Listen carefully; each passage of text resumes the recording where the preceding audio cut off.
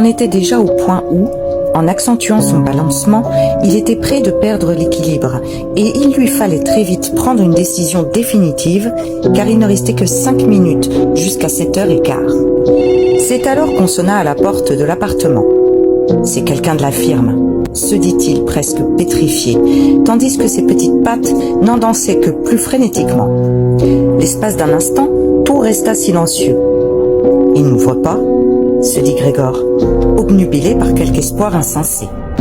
Mais alors, naturellement, comme toujours, la bonne alla d'un pas ferme jusqu'à la porte et ouvrit.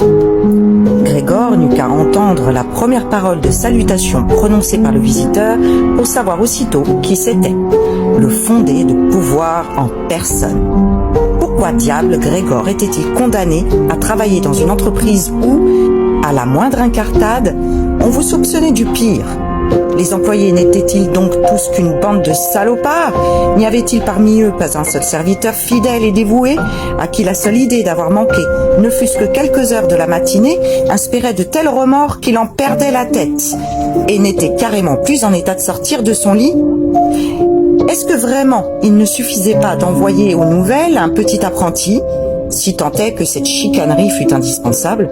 Fallait-il que le fondé de pouvoir vînt en personne et que du même coup l'on manifestât à toute l'innocente famille que l'instruction de cette ténébreuse affaire ne pouvait être confiée qu'à l'intelligence du fondé de pouvoir?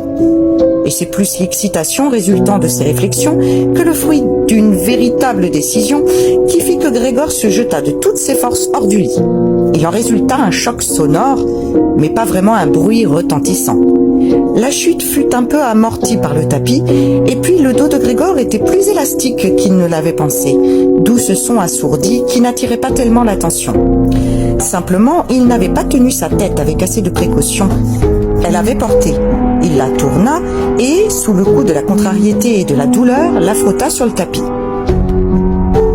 « Il y a quelque chose qui vient de tomber là-dedans », dit le fondé de pouvoir dans la chambre de gauche.